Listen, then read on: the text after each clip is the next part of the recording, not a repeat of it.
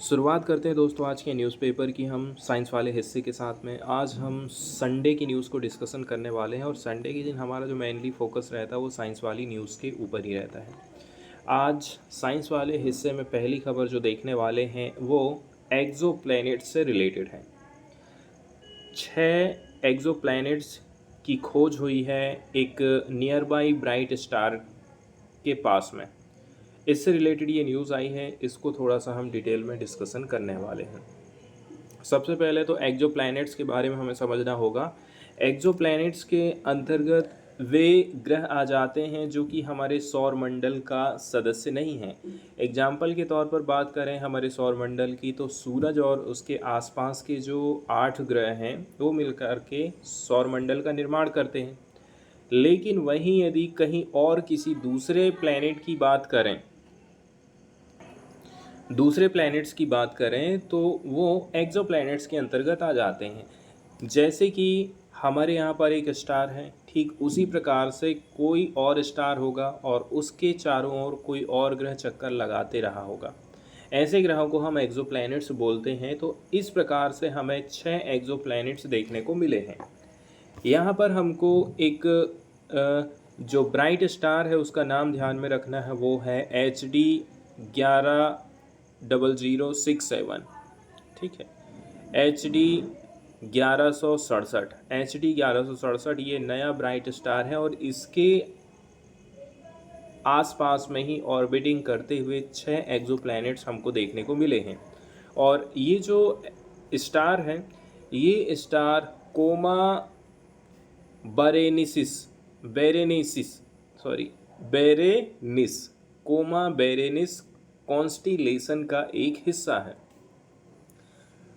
अब जैसे कि हमने बहुत सारे कॉन्स्टिलेशन देखे हैं, तारामंडल देखे हैं, ठीक उसी प्रकार से एक तारामंडल है जिसका नाम यहाँ पर दर्शाया गया है कोमा बेरेनिस कॉन्स्टिलेशन। और ये कैसे दिखाई देता है, एल के शेप में आपको दिखाई देगा। जैसे कि इसको यदि अपन जूम करेंगे, ये एक तारामंडल है और इसमें एक तारा है, उस तारे का नाम दिया गया है और इसी तारे के चारों ओर हमको 6 तो एक्सोप्लैनेट चक्कर लगाते हुए दिखाई दिए हैं।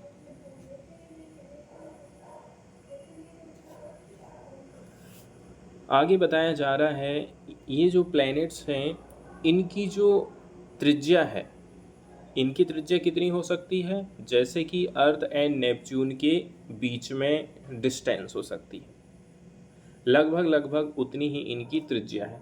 इस स्टडी को पब्लिश किया गया था नेचर पत्रिका में और यहाँ पर कुछ कैलकुलेशन भी देखने को मिलेगा। इसका ऑर्बिट कितना बड़ा है, क्या साइज है इसका, साथ ही साथ में इनका द्रव्यमान क्या हो सकता है, इनकी डेंसिटी कितनी हो सकती है, और साथ ही साथ में यहाँ से हमें कुछ नए क्लू मिल रहे हैं कि कैसे करके सिस्टम का निर्माण हुआ है। साथ ही साथ में इन प्लैनेट्स का एटमॉस्फेयर का कंपोजिशन क्या क्या है, ये सारी चीज़ें यहाँ पर हमको जानने को मिल जाएंगी। इसके अलावा ऐसे प्लैनेट्स की बात करें जिनकी जो त्रिज्या है वो अर्थ और नेपच्यून के बीच में है, इनको हम सब नेपच्यून्स के रूप में रेफ़र करते हैं, जानते हैं। ये सभी क्लोज इन ऑर्बिट्स में पाए जाते हैं, around more than half of all sun like star. Sun के जैसे दिखाई देने वाले जो स्टार हैं वहाँ पर हमको इस प्रकार के ग्रह दिखाई देते हैं, लेकिन इनका कंपोजिशन क्या है, फॉर्मेशन क्या है, कैसे करके इनका एवोल्यूशन हुआ है, अभी तक इस चीज़ को हम समझ नहीं पाए हैं। हम जिस स्टार की बात कर रहे हैं उसका नाम है HD 110067। एक प्रकार से ब्राइट स्टार है और ये पाया जाता है कोमा बेरेनिस में। एंड बोला जा रहा है लगभग इसकी डिस्टेंस की बात करें तो ये 100 लाइट ईयर्स हमसे दूर है, and which is visible from earth northern hemisphere, और इसको आप देख सकते हैं अर्थ के नॉर्दर्न हेमिस्फीयर में। इसके ऑब्जर्वेशन की बात करें HD 1167 की, ये ऑब्जर्वेशन किया गया था नासा के ट्रांजिस्टिंग एक्सोप्लैनेट सर्वे सैटेलाइट के माध्यम से 2020 एंड 2022 में। यहाँ से बहुत सारी नॉलेज हमको मिला है स्टार के ब्राइटनेस को लेकर के, साथ ही साथ में एडिशनल ऑब्जर्वेशन किया गया है कैरेक्टराइजिंग एक्सोप्लैनेट सैटेलाइट्स। यहाँ से कुछ सिग्नल्स मिले हैं। Were interrupted as 6 planet passing in front of star. Report Rafael, Luque and colleagues, ऐसा इन लोगों का कहना है।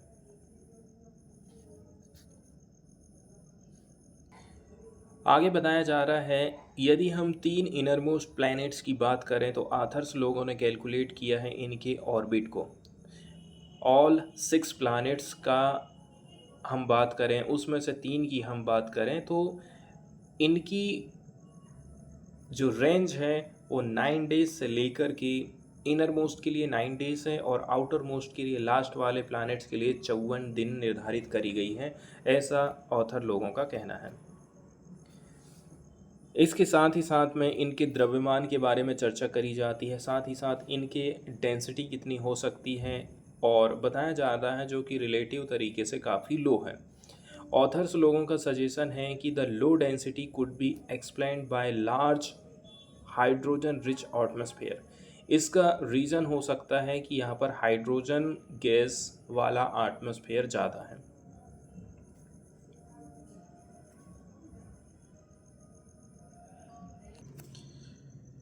इसके बाद वाली जो न्यूज़ हम देखने वाले हैं साइंस की, वो बीसीजी की वैक्सीनेशन से रिलेटेड है। वैक्सीनेशन, लेकिन यहाँ पर रीवैक्सीनेशन से रिलेटेड चीज़ें हम देखने वाले हैं। इसका मतलब ये है, नॉर्मली बीसीजी की वैक्सीनेशन का काम तो हुआ ही है, बीसीजी का टीकाकरण का काम चला ही तो है, लेकिन अब यदि सरकार चाह रही है कि हम फिर से लोगों को बीसीजी की वैक्सीन लगाएं तो उसके लिए कुछ ट्रायल्स वगैरह की ज़रूरत पड़ती है। इसी के ऊपर ये आर्टिकल लिखा गया है। तो इसके लिए पॉपुलेशन लेवल स्टडी की ज़रूरत पड़ती है। To be done as clinical trials will take too long to complete. अब इसके जो क्लिनिकल ट्रायल्स रहते हैं पॉपुलेशन के हिसाब से देखा जाए तो काफ़ी लंबे खिंच जाएंगे, इसलिए पॉपुलेशन लेवल स्टडी ज़रूरी है। तो या तो आप क्लिनिकल ट्रायल्स करिए, क्लिनिकल ट्रायल्स नहीं कर रहे हैं तो आप पॉपुलेशन बेस्ड इसका क्या करना है, आपको स्टडी करने का काम करना है। वहीं लेकिन यदि हम इंडिया की बात करें तो इस प्रकार से कोई भी क्लिनिकल ट्रायल्स कैरी आउट नहीं किया गया है हमारे देश में, जिससे बीसीजी की रीवैक्सीनेशन का कितना असर पड़ेगा इसका हम पता लगा सकें। इसकी एफिकेसी कितनी रहेगी इसका हम पता नहीं लगा सकते हैं, क्योंकि इसके लिए हमने क्लिनिकल ट्रायल नहीं किए हैं। पार्टिकुलरली ये एडल्ट्स के लिए हम बात कर रहे हैं, और जो बीसीजी का टीका रहता है वो टीबी की बीमारी से लड़ाई लड़ने के लिए लगाया जाता है। हालांकि अदर कंट्री में जो ट्रायल किए गए हैं यहाँ पर मिक्स्ड वाले रिजल्ट आए हैं, मतलब अच्छे भी बुरे भी। 2 क्लिनिकल इन्वेस्टिगेशन की जो स्टडी है ये करी गई थी St John's Research Institute Bengaluru के द्वारा। यहाँ पर पता चला है कि जो वैक्सीजी का रीवैक्सीनेशन का प्रोग्राम है एडल्ट्स के लिए, यहाँ पर सिग्निफिकेंटली इम्यूनोजेनिक असर डाल रहा है। हालांकि WHO की तरफ से करेंटली रिकमेंडेशन नहीं किया गया है पायलट बीसीजी रीवैक्सीनेशंस के लिए, even in high burden countries such as India. WHO कह रहा है इंडिया जैसे देशों में भी बीसीजी के रीवैक्सीनेशन की ज़रूरत नहीं है। आगे बताया जा रहा है कि एक एक्सपर्ट कमेटी ने रिकमेंडेशन दिया था कि एक क्लिनिकल ट्रायल होना चाहिए इंडिया में, ताकि हम कुछ एविडेंस कलेक्ट कर सकें इसके एफिकेसी को लेकर के, before implementing it at population level. यदि आप इसको पॉपुलेशन लेवल पर इम्प्लीमेंट करना चाहते हैं तो सबसे पहले हमें एक क्लिनिकल ट्रायल कर लेना चाहिए, ऐसा एक एक्सपर्ट कमेटी का कहना है। आगे बताया जा रहा है ये जो बीसीजी के रीवैक्सीनेशन का स्टडी है एडल्ट में, ये अंडरटेक की जाएगी प्रोग्राम इम्प्लीमेंटेशन स्टडी मोड में 23 स्टेट में। इसका जो पहला फेज़ है, पहले फेज़ का स्टडी है वो हम कैरी आउट करने वाले हैं उत्तर प्रदेश एंड मध्य प्रदेश में। तो आगे बताया जा रहा है कि 50% of district in A state will be the intervention arm and the remaining will be control arm. इसको हमने दो भाग में बांट दिए हैं। किसी भी स्टेट के जो 50% डिस्ट्रिक्ट रहेंगे उसको दो भाग में बांट रहे हैं, एक है इंटरवेंशन आर्म और दूसरा है कंट्रोल आर्म के रूप में। इसके बाद अगली जो न्यूज़ हम देखने वाले हैं, ये पार्टिकुलरली कोविड-19 का जब असर पड़ा था, कोविड-19 का जब पूरा असर पड़ा दुनिया में, उस समय में हम देखते हैं कि जो प्री टर्म बर्थ्स है वो ज़्यादा देखने को हमको मिला था। तो यदि हमने वैक्सीनेशन का काम किए हैं तो वैक्सीनेशन के माध्यम से क्या जन्म से टाइम से पहले ही जो डिलीवरी हो रही हैं उसको हम रोक पाए हैं या नहीं रोक पाए हैं, इसके ऊपर ये आर्टिकल लिखा गया है। तो क्या वैक्सीनेशन के माध्यम से जो Covid related pre term delivery थी, बर्थ थी, उसको हम रोक पाए हैं, इसके ऊपर ये स्टडी कंडक्ट कराई गई है। पेंडेमिक का शुरुआती दौर की बात करें, दो सोशियोलॉजिस्ट ने ये पता लगाया है कि जो कैलिफोर्निया की मदर्स हैं जिनको कोविड-19 की बीमारी हुई है, ये ज़्यादा रिस्क में थी कि इनको प्री टर्म डिलीवरी हो सकती है। ये स्टडी पब्लिश करी गई है proceedings of the national academy of science पत्रिका में। तो ये जो रिस्क रहा है ये इंक्रीज़ हो गया है 7.1% among non infected mother to 8.3% in those with कोविड-19। ऐसी महिलाएं जिनको कोरोना है उनके ऊपर ये जो रिस्क है वो बढ़ करके कितना हो गया, 8.3% हो गया। जिनको कोरोना की बीमारी नहीं है उस समय में प्री टर्म डिलीवरी का जो चांसेस था वो 7% हुआ करता था। तो किल मिलाकर के यहाँ पर इसके बाद हम देखते हैं अलग अलग किस्म के स्टडी कंडक्ट कराए जाते हैं। फिर जो इम्पैक्ट रहा था ये इवेंचुअली वैनिस्ड हो गया था जनवरी 2022 में। वैनिस्ड होना मतलब होता है गायब हो जाना, समाप्त हो जाना। आगे एक और वर्ड हमको को इंसिडेंट मतलब कि मेल खाना। बीच में जब गैप आया तो जो प्री टर्म जैसी चीज़ें हैं वो हमको नहीं दिखाई दे रही हैं। फिर से कोरोना की सेकेंड मार जब पड़ती है तो फिर से ये प्री टर्म डिलीवरी चालू हो जाती है। उस समय में ओमिक्रॉन वेरिएंट हमको देखने को मिला था और वाइड स्प्रेड तौर पर पॉपुलेशन इम्यूनिटी हमको देखने को मिली, प्रभावित होते हुए पता चला था। इस प्रकार के जो ऑब्जर्वेशन रहे थे इससे ऑथर्स लोगों ने ये पता लगाया है कि वैक्सीनेशन ने प्रिवेंट किया था काफ़ी बड़े पैमाने पर प्री टर्म बर्थ को ड्यूरिंग पेंडेमिक।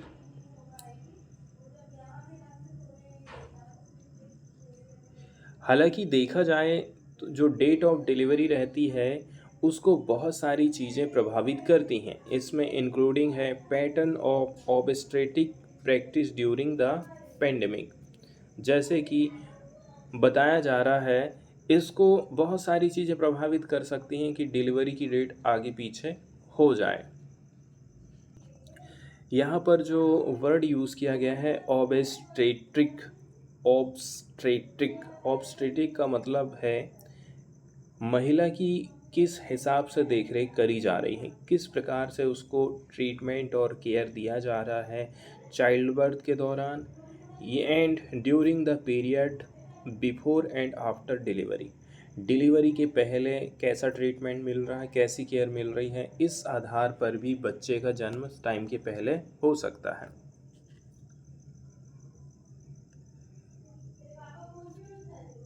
आगे बोला जा रहा है यदि कोई बच्चा प्री टर्म में पैदा होता है मतलब टाइम से पहले ही यदि उसका जन्म हो जाता है तो यहाँ पर कोई ज़रूरी नहीं है be a direct affect of SARS-CoV-19 infection.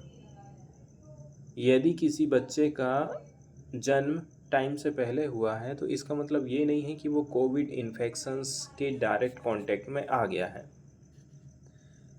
Obstetric हिसाब से डॉक्टर लोग कंसीडर करते हैं बहुत सारे फैक्टर्स को and make inform decision about when to induce labour और परफॉर्म ए सीजेरियन सेक्शन।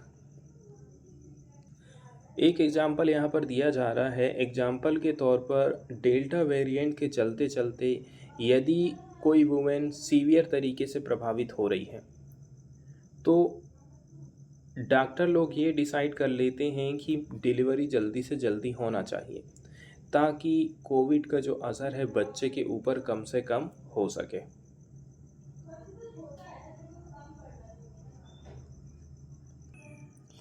इसके बाद साइंस वाली जो नेक्स्ट न्यूज़ हम देखने वाले हैं वो पेंगुइन से रिलेटेड है।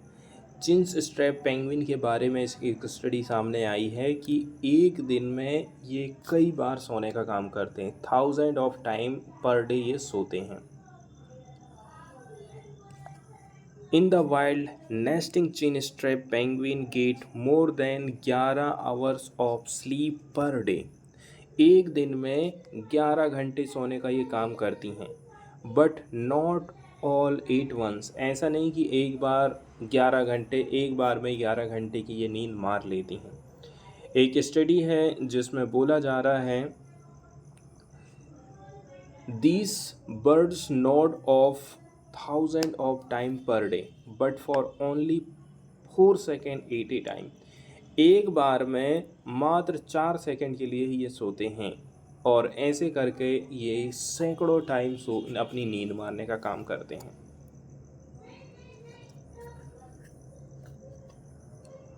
ऐसा इसलिए कर रहे हैं ताकि इनका जो घोंसला है ना वो उसको प्रोटेक्ट कर सकें, कोई आकर के आक्रमण ना कर दे, कोई छेड़छाड़ ना करे, इसलिए ये मात्र 4 सेकंड की नींद ले रहे हैं। Only 4 second at a time. इस प्रकार की जो फाइंडिंग आई है उसमें ये सजेस्ट किया जा रहा है कि जो ब्रीडिंग है इनकी वो कितनी सक्सेस रहती है। ठीक है, ब्रीडिंग को सक्सेस बनाने के लिए ही वो ऐसा काम करते हैं।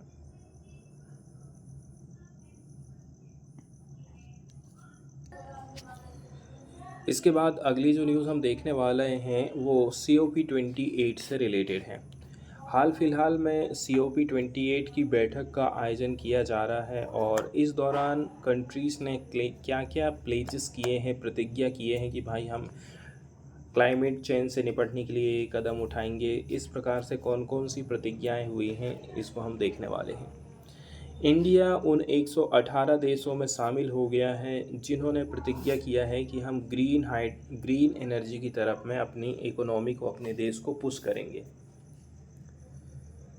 कुल मिलाकर के इन 118 कंट्रीज़ ने प्लेज किया है, प्रतिज्ञा किया है कि हम ट्रिपल करने वाले हैं रिन्यूएबल एनर्जी कैपेसिटी को सन 2030 तक। ये प्रतिज्ञा की गई है ऑनगोइंग COP28 क्लाइमेट समिट में। सैटरडे के दिन की ये घोषणा है और इंडिया उन कंट्रीज़ में शामिल है। हालांकि जो नामों की लिस्ट है अभी सार्वजनिक रूप से नहीं दिखाई गई है, लेकिन यहाँ पर दिक्कत वाली बात ये है वो चाइना को लेकर के है। एक ऐसी कंट्री जो कि वर्ल्ड का largest installed renewable energy capacity वाला देश माना जा रहा है। हालांकि इस प्रकार से हम जो प्लान किए हैं कि सब्सटेंशली मतलब पर्याप्त रूप से इंक्रीज़ करेंगे रिन्यूएबल एनर्जी कैपेसिटी को एंड एनर्जी एफिशिएंसी को, एंड इसमें हम और आगे कंटिन्यू रहेंगे। वहीं यदि हम ग्लोबली बात करें कि ग्लोबली कितनी कैपेसिटी की हमको ज़रूरत है, तो global renewable and energy efficiency जो प्लेज किए गए हैं आज के समय में, हम वर्ल्ड वाइड तौर पर इंस्टॉल जो रिन्यूएबल की कैपेसिटी है इसको कम से भी कम 11,000 गीगावाट करने की ज़रूरत है। साथ ही साथ में हम डबल कर देंगे global average annual rate of energy efficiency improvement को। इसको बढ़ा करके हम 4% करने वाले हैं 2030 तक, कि हर साल हम हमारी कितनी कैपेसिटी को हमें बढ़ाना चाहिए।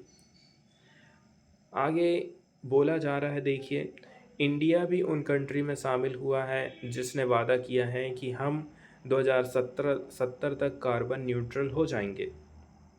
साथ ही साथ हमने कमिटमेंट किया है कि 500 गीगावाट की इलेक्ट्रिसिटी पैदा करेंगे हम नॉन फॉसिल फ्यूल सोर्सेज से सन 2030 तक। मार्च 2023 तक देखा जाए तो पावर मिनिस्टर आर के सिंह का कहना है इंडिया ने ऑलरेडी 170 गीगावाट की कैपेसिटी को हासिल कर लिया है और हमने प्रतिज्ञा किया था 500 गीगावाट की, 170 हम हासिल कर चुके हैं।